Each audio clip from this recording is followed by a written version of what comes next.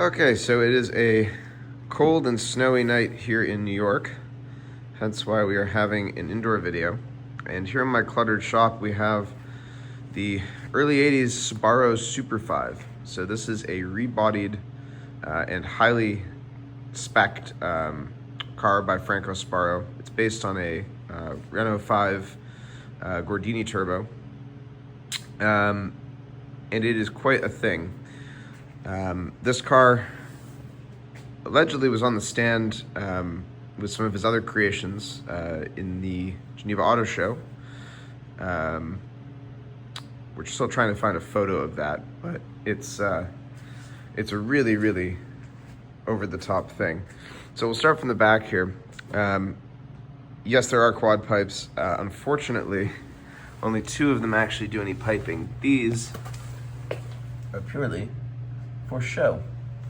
But these are very real. And it does give it kind of a fun over-the-top look. The real kind of thing to know about this car is that it has the most insane interior. And the story, so far as we understand it, is that it was originally spec'd for a member of a royal family. One assumes in the Middle East or maybe in Africa. I've heard a few different versions of the tale.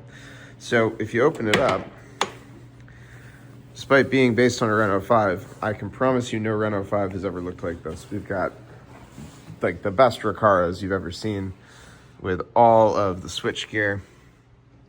If you go into the back seat here, just get the seat up.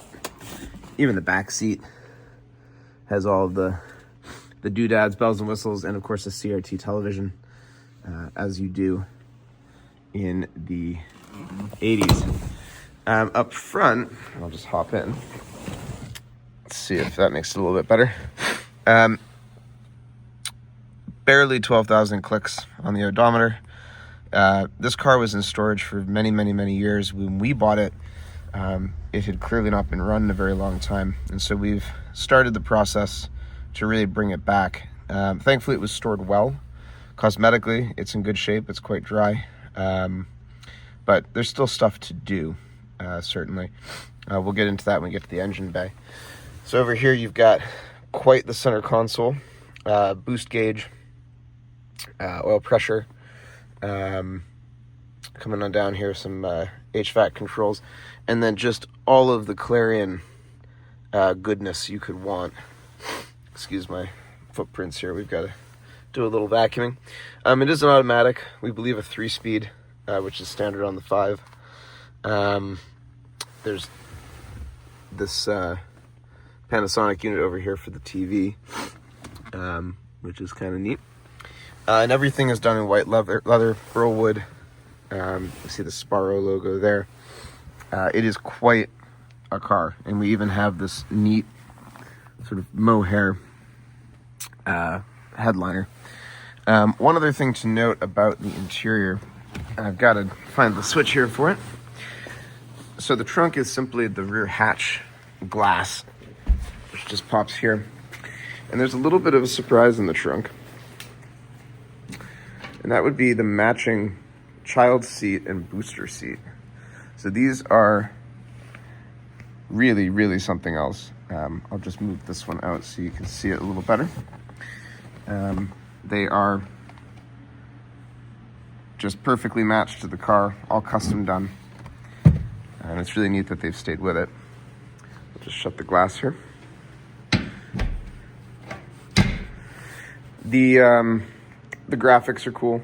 We do have a chip in the taillight here, as mentioned in the listing. I have a pair of extra lenses for the car. I believe they're Opel Ascona. Ascona? Not even sure. Some neat sort of period stickers.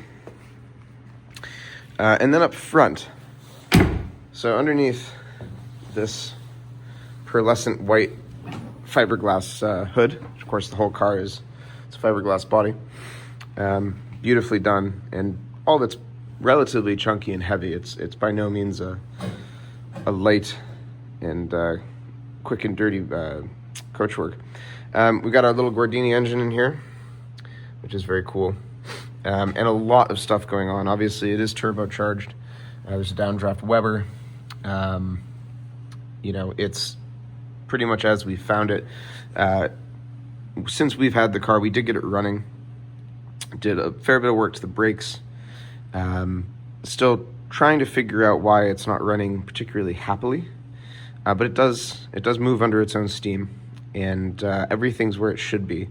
So I think just a bit more fettling this winter for the next owner, and you know, maybe a manual gearbox swap. I certainly would if I were keeping it. But it is very, very interesting in here, and you got the big pipe here, and you've got a lot of extra fuses and wiring over here for all the electronics. Probably some of that should be addressed. They've all been disconnected, I think, probably just to save the battery over the years.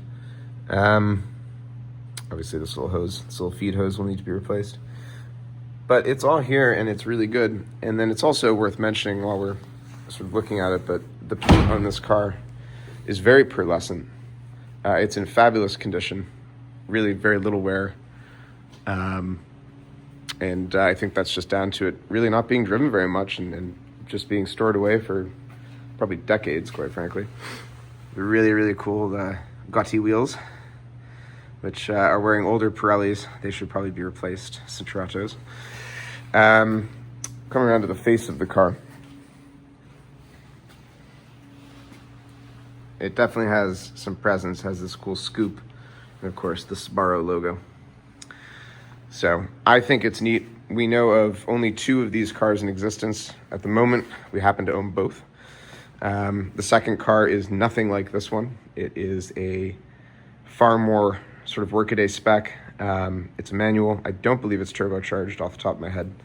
I'll have to go look at it, and it's really a project. We're undertaking a lot of work on it to get it back on the road. But anyway, that is the Sbarro Super 5.